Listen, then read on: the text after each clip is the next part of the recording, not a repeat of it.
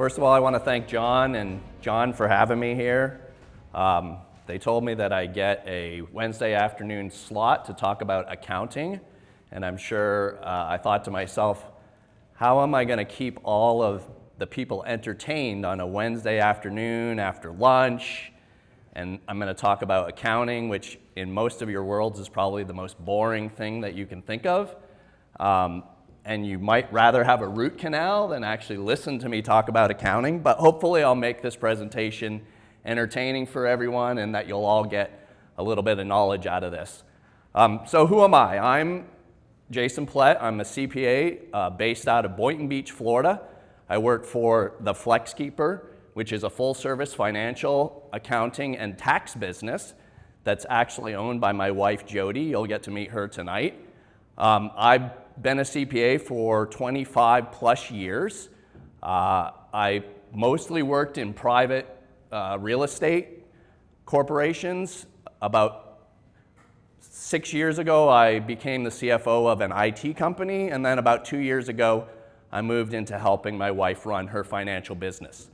So today, we're going to talk about financial clarity, and we're going to try and touch on 3 things that business owners do that basically torpedo their business.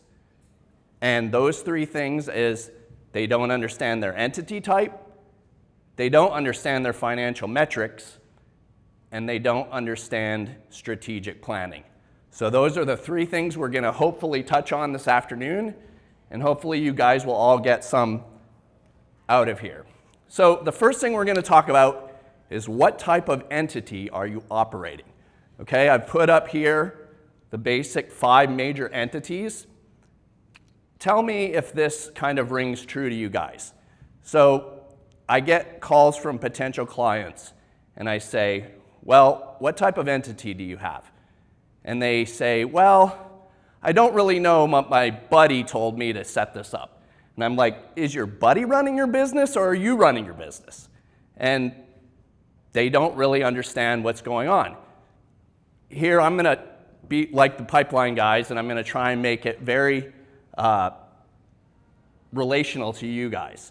All right, so a potential client calls up. They say, come to my house, give me a price on putting gutters up. So you go to the house. It's a really nice, elaborate house, super nice homeowner.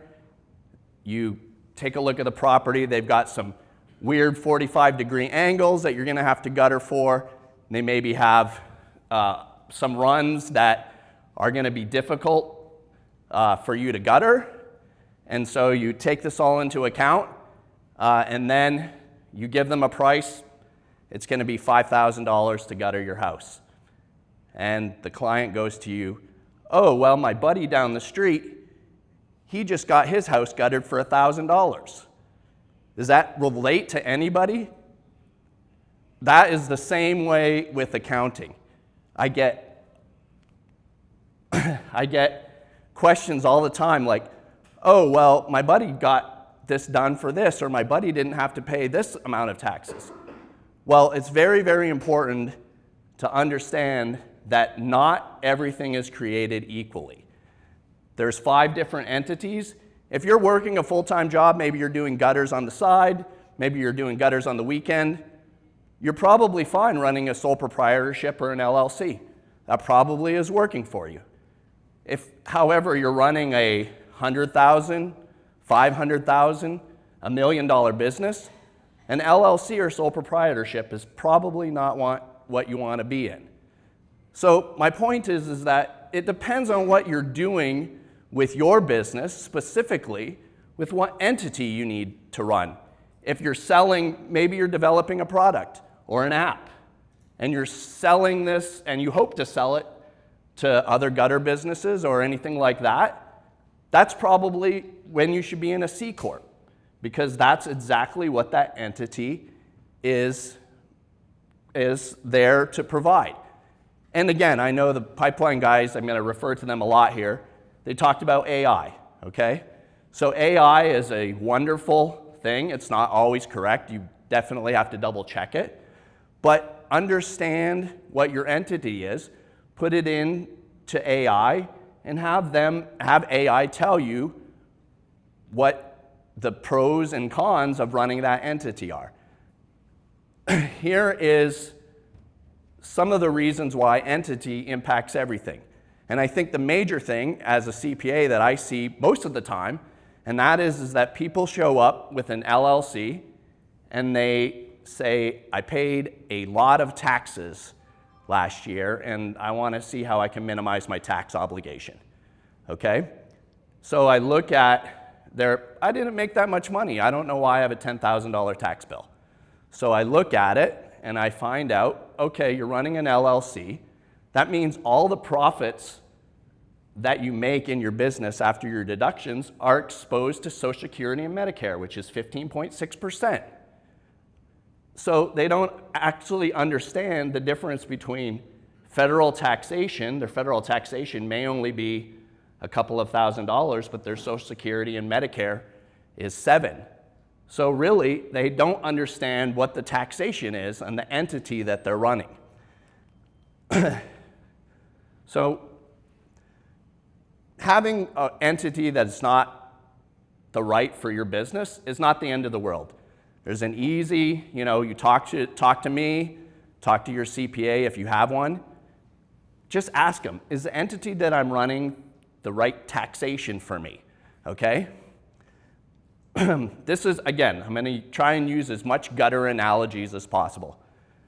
I don't want anybody to ignore their taxation. I get a lot of people that come in the door that haven't filed taxes in 3-4 years. Okay? This is like when you have a downspout with no run out, okay, and the water is going straight into the foundation of the home.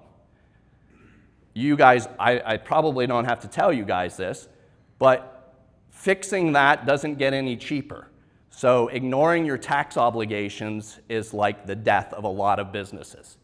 And it doesn't get cheaper. The more years that you put off doing your taxes or making sure that your entity is correct, the more expensive this becomes. All right, the next thing I'm going to talk about is knowing your financial metrics. Okay, I was very, very happy to see in the workbook, they've actually provided you a lot of the financial metrics for your business.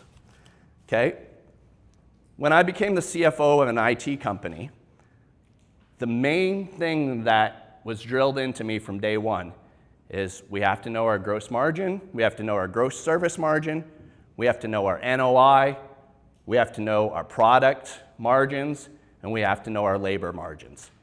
Yes, that's an IT business. It's the same for the gutter business. You guys should all know not just what Jobber might be telling you or what your spreadsheet might be telling you. You should have a financial platform in place that easily identifies what your metrics are. 3 years ago, I got my first gutter client. I didn't know a lot about the industry, but I started looking at his books, okay?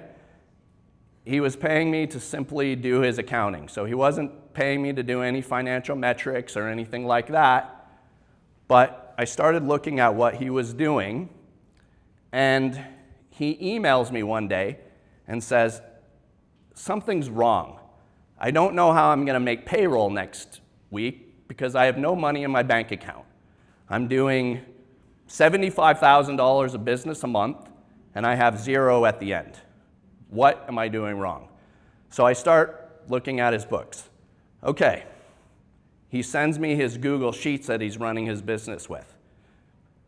First of all, again, he got his Google Sheets from his buddy, so he didn't actually check all the formulas were right in it or anything like that. His Google Sheets were all messed up, but the good news was that when I looked at his contract labor, it was pretty good, pretty right dead on margin. He was maybe overspending a bit on his materials. Okay, we can all sometimes do that. The major red flag was he was $1 million gutter business, but he was spending about 22% a month on marketing and advertising. okay? So the reason why he didn't have any money is because he was spending $220,000 to $250,000 a year in marketing and advertising. I know John's over here going, oh, that's great, yeah, spend all that money. The problem is that, as the pipeline guy said earlier, know your market. You should probably be spending about, I usually recommend 8 to 10%. So if you just do the simple math on that, he was probably overspending his marketing budget by about $150,000.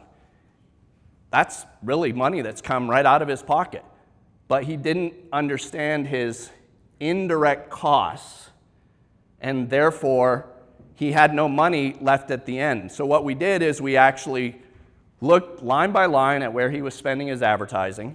And of course, I'm not going to name vendor names, but we identified somebody that he was spending about $50,000 a month with, and they were generating about $2,000 a month in sales for him. So immediately we cut that vendor out, and he started to be cash flow positive. The problem is that there isn't really a happy ending to the story, because he actually had to go out and get a W-2 job because he had dumped so much cash into his business that dialing it back, he wasn't able to sustain his operation. Of course, the good thing is he is still running a gutter business, and it's starting to become more profitable again, which is nice. But the reason why is because all of a sudden he dived into his numbers and understood that my sheet's broken, but Jason's platform that he put me on helps me understand where my indirect costs are. So again, I have a little slide here. All of these things are driven by your margins. If you don't know your margins, if you don't have a financial system that gives you your margins immediately, you're going to struggle. All right, now, again, QuickBooks Zero Wave. We're a QuickBooks online only shop. We don't do much work with customers that don't use QuickBooks. So if you don't have a financial system, or if you're running a financial system, or if you're running your finances out of Google, or if you're using some other tool, I'm not really aware of too many tools outside of QuickBooks. But I'm going to stress very, very hard that getting a financial platform in place to run your metrics is vitally important. So if you're not doing that, consider doing that. That's homework. Go get a financial system in place. They're not that expensive. I think QuickBooks Essentials is about $62 a month. It's worth every penny, especially if keeps you organized and you're able to do that. Again, KPIs, I'm not going to go through KPIs. There's a very, very nice write-up here in your workbook that talks about KPIs. But again, KPIs tie into your financial metrics and are important for numerous things. Okay, here's some mistakes that I see business owners make all the time. They misclassify expenses, okay? So that is a huge thing. Understand where you should put your expenses, okay? If it's cost of goods sold, that's probably your labor, that's probably your materials. And then you have a whole subset of indirect costs. Maybe your office expenses, your vehicle, all of that. Needs to go below your cost of goods, because those are not necessarily costs. But again, there's metrics for that as well. In the MSP industry and in the gutter industry, usually I like to see admin costs around 18% of your gross revenue. So if you look at how much money you're making and you're spending 25 to 30% in costs that are not directly related to your jobs, you should probably look at those and analyze those and figure out what are you overspending on, okay? Again, ignoring indirect costs. Third, overlooking seasonal trends. I know I'm from Florida, so we can hang gutters all year round.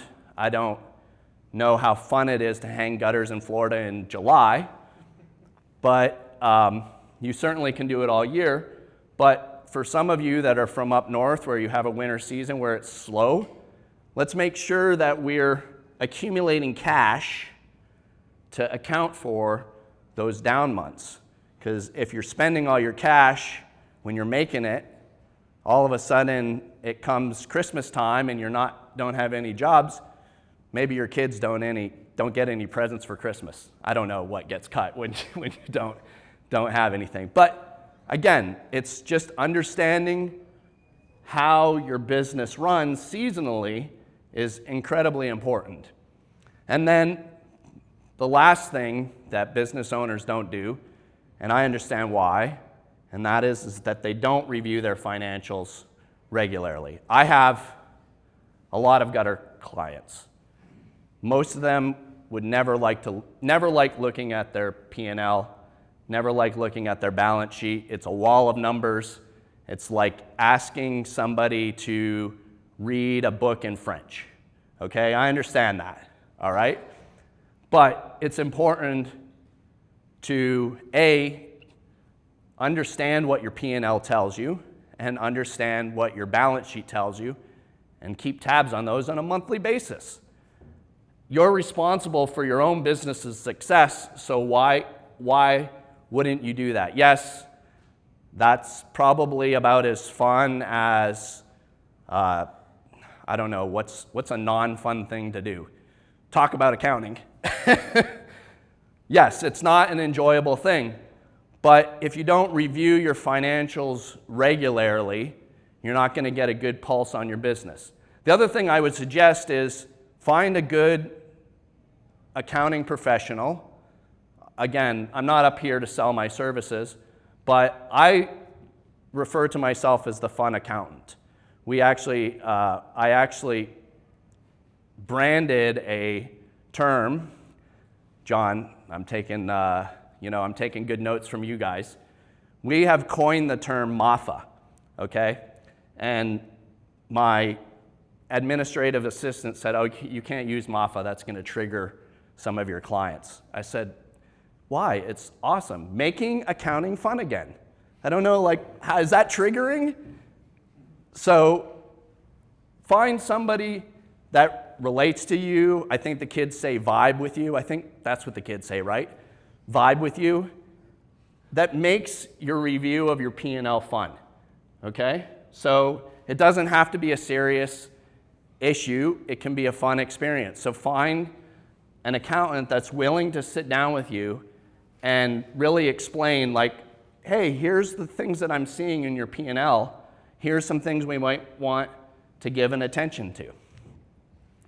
All right, the last thing that I'm going to talk about is defining your business vision, okay? So before I tell this next story, how many people don't know what fantasy football is? Anybody? Okay, all right. So in fantasy football, you get a bunch of people together and you pick imaginary teams that are made up of NFL players, and then they get points and you either win or lose based on that. So about 10 years ago, my current business partner and I, not my wife who actually owns the business, we have another business partner, I told him, I said, I want to go to the National Fantasy Football Championship. That's what I want to do. And he goes, okay, we're going to make your dream happen. So what we're going to do is we're going to enter a lower level contest. We're going to win that contest. And then we're going to use those winnings to go to Vegas and enter the National Fantasy Football Championship with a grand prize of $1 million. All right? So this is a spoiler alert. This isn't going to be a story about how I miraculously won $1 million. I probably wouldn't be standing here giving this presentation if I had, but it is a very good example of what we need to do in each of our businesses. So the first year we entered the low league, didn't win. The second year we entered the low league, and we had a fantastic team. We blew everybody out, won the grand prize, went to Vegas, okay? So we get to Vegas, and we're in a room with 447 of the best fantasy football players there are on the planet, okay? So I know this sounds super hokey, like, oh, 447 great fantasy football players. Oh, that is a thing. So we're in the room with them, we draft a team. We ended up coming in 212 out of 448, okay? But we learned 3 very important lessons in that experience, which I want each of you to take with you today. The first one is that showing up is important, but showing up doesn't necessarily get you where you need to be.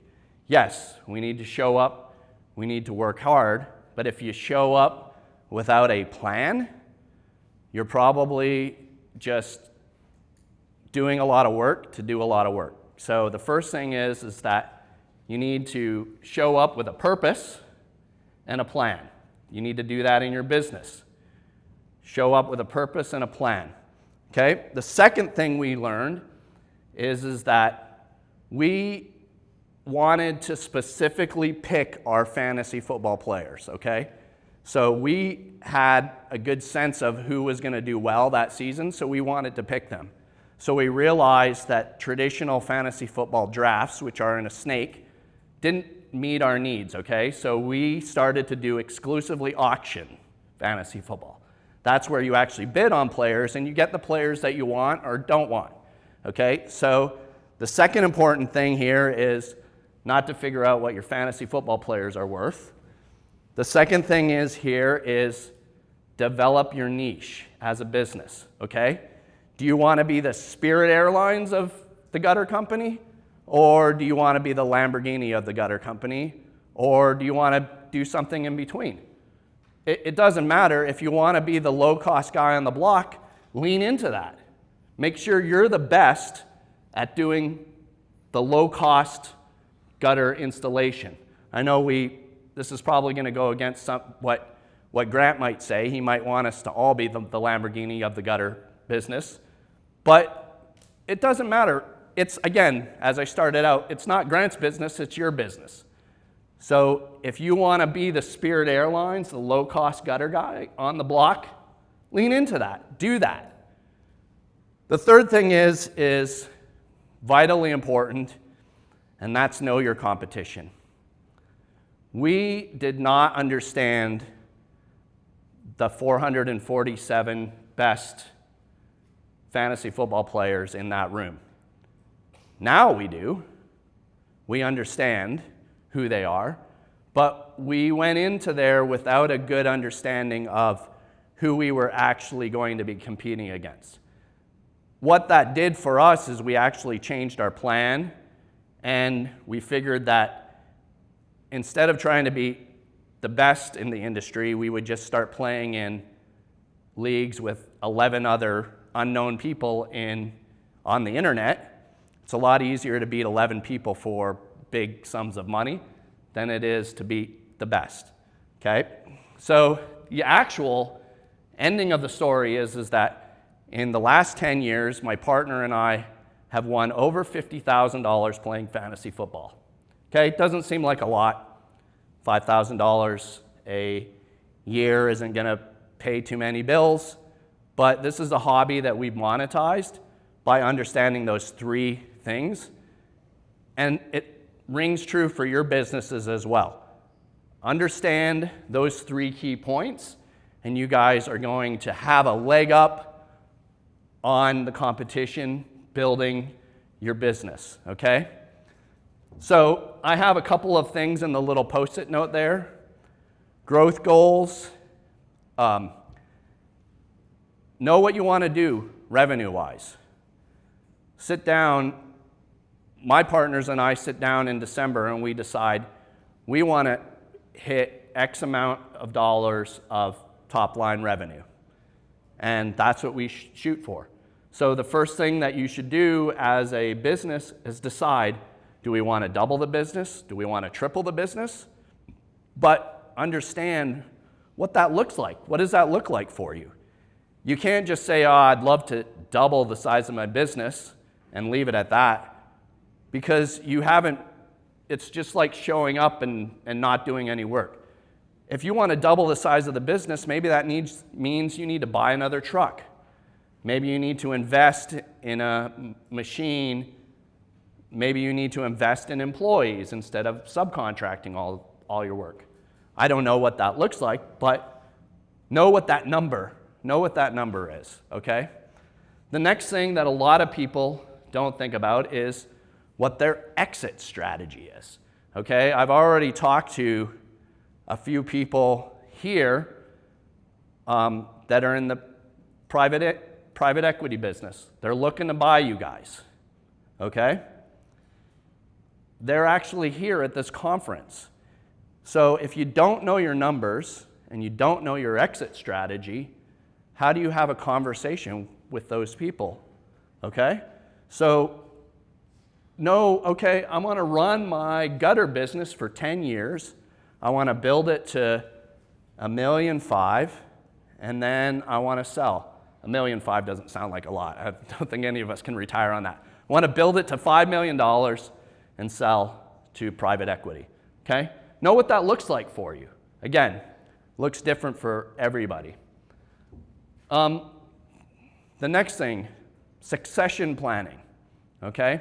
It's kind of like exit strategy, but maybe you have a son that works with you on a day-to-day basis.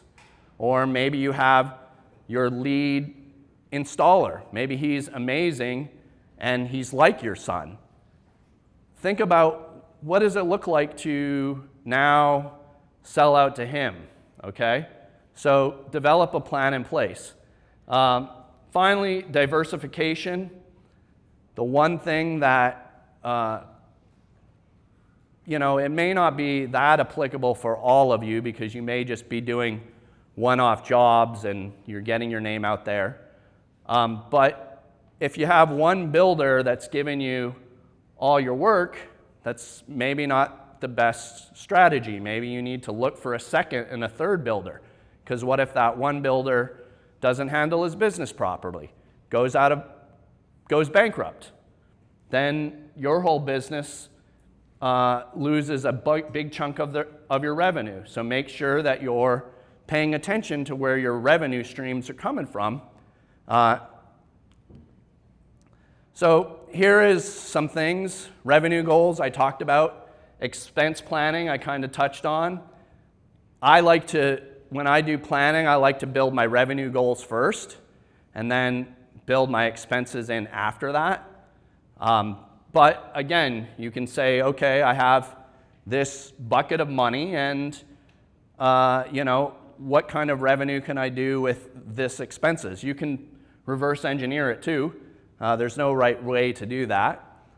Again, capital needs, I talked about that. If you want to do $1.5 million in revenue, that may require you to buy a new truck, a second machine, a trailer, all of those things.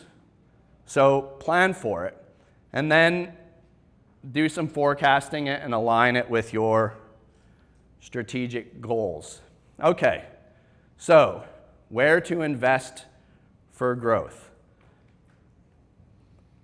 Your existing team is obviously your best investment, okay? So I don't know what the actual numbers are, but they do publish these when the cost of hiring and firing employees, okay?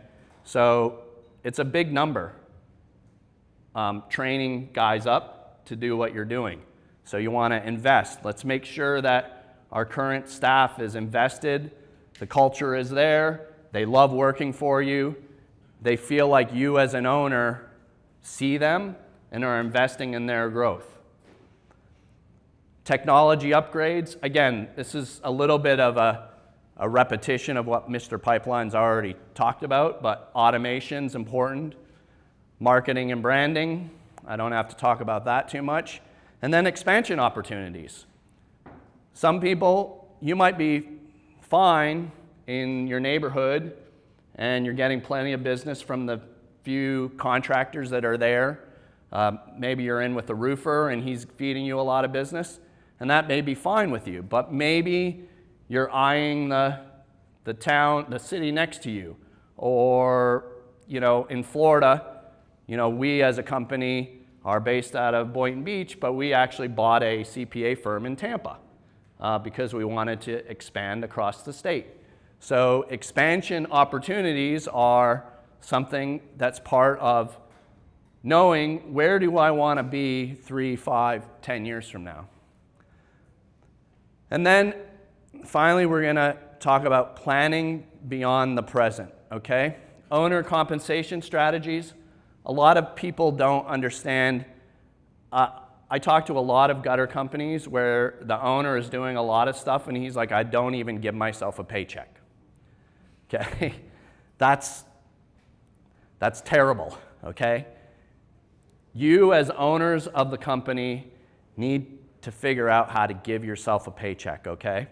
But also understand what the tax implications are of that, okay? So I get a lot of questions now about the big beautiful bill. Oh, what does the big beautiful bill mean to me? Well, it's a really nice sounding name, all right? I couldn't have named it better myself, big beautiful bill. But there are some things that specifically apply to you as in the gutter industry.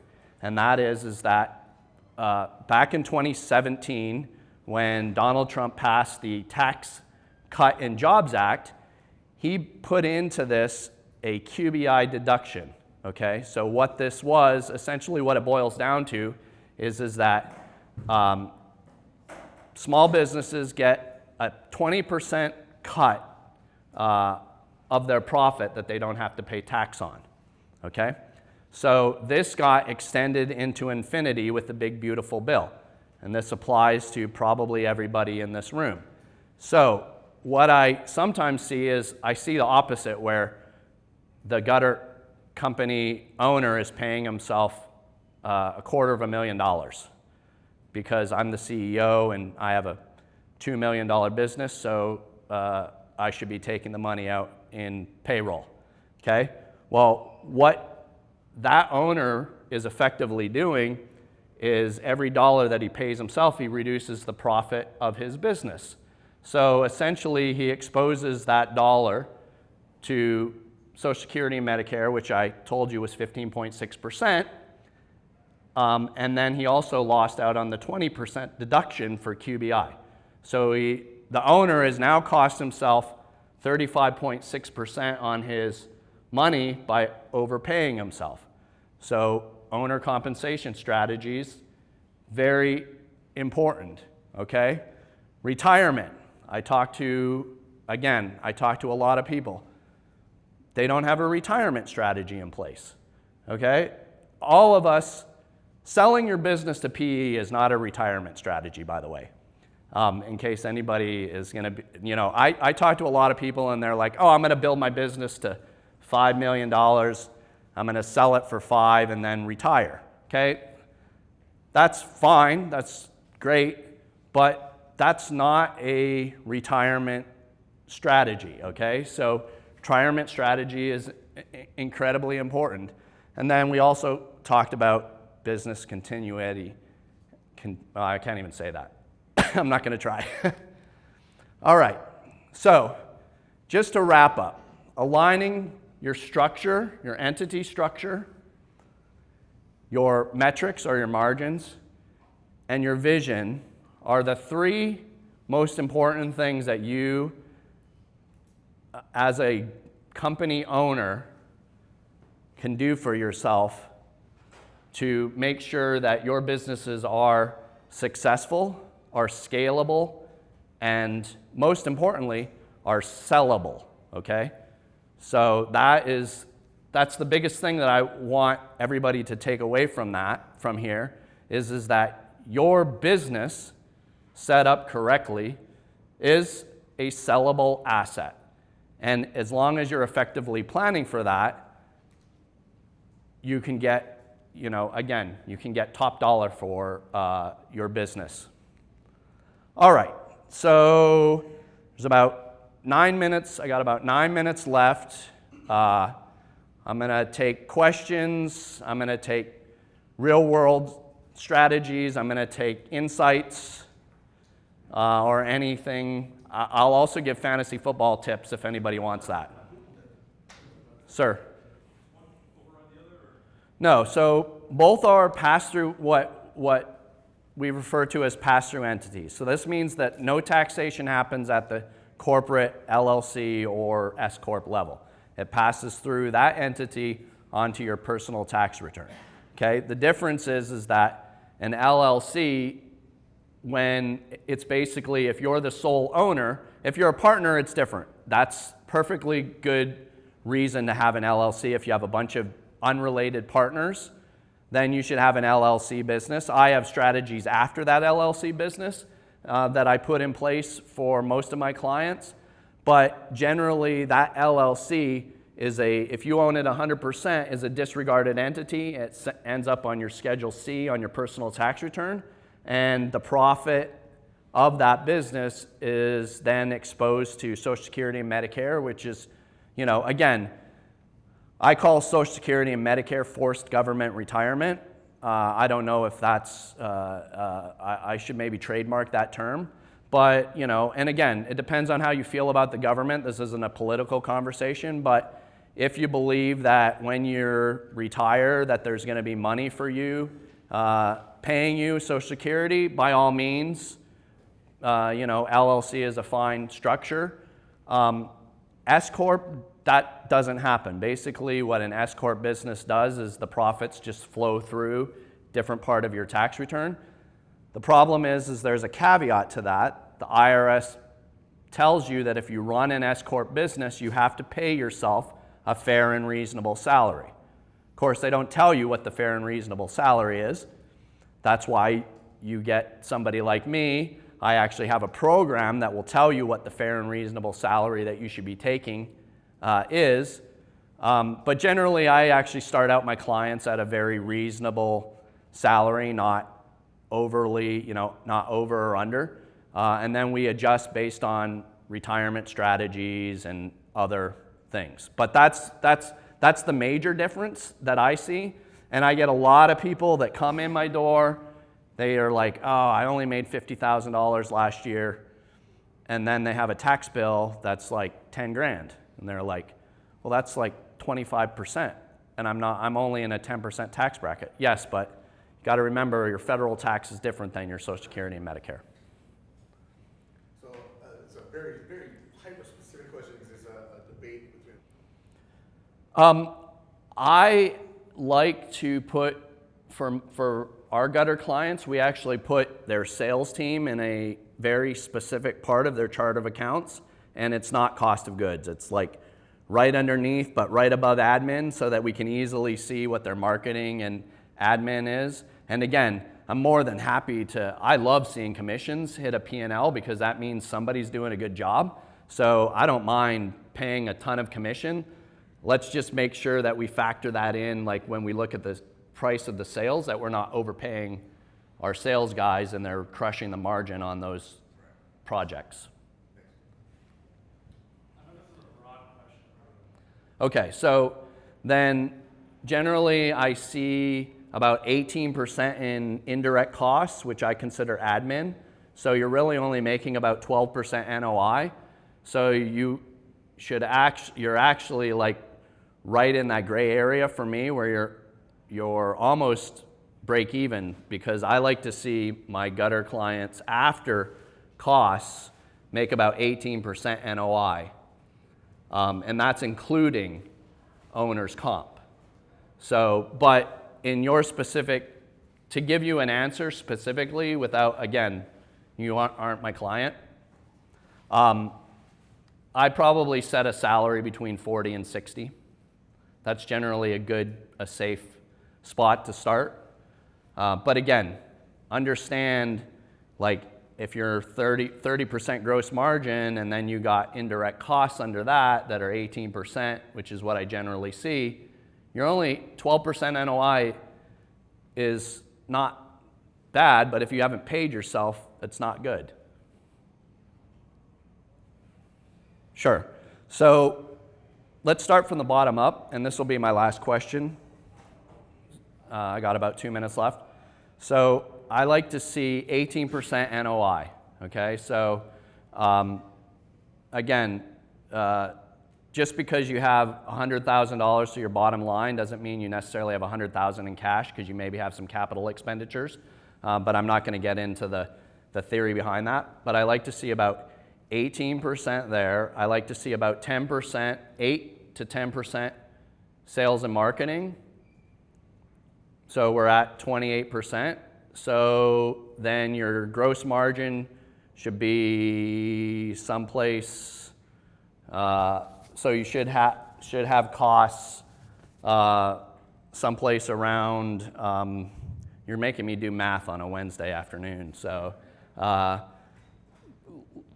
your cost should be someplace between, so 10, 18, so we're looking at, so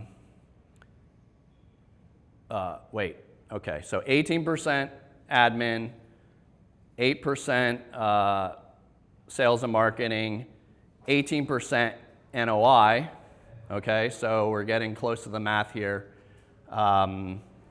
26, 44, yeah, sorry, thank you, John. So your cost should be someplace around 56%, your cost of goods, that's your labor and your materials. How are we making that work? You're not. So this is an analysis where maybe you're overpaying your sales guys. Maybe they should be getting a draw versus an actual salary. Again, you're talking about mechanics, so I don't know the exact business model that you have, but I do see that a lot. I see guys paying their sales guys $80,000 a year, and they're also getting commission.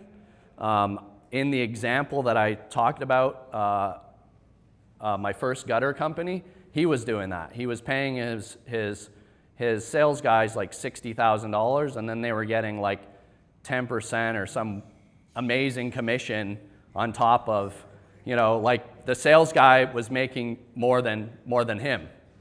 So you have to be really careful. Sales is a whole other thing that I actually could speak for another hour on, because I do have good sales strategies as well, but I'm not going to, because John's given me all you need, John, is the little like music like the Grammys have or the Oscars, where they start playing it and they're still thanking God and thanking everybody else. And You didn't give us any budget for that. all right, thank you guys, I appreciate it.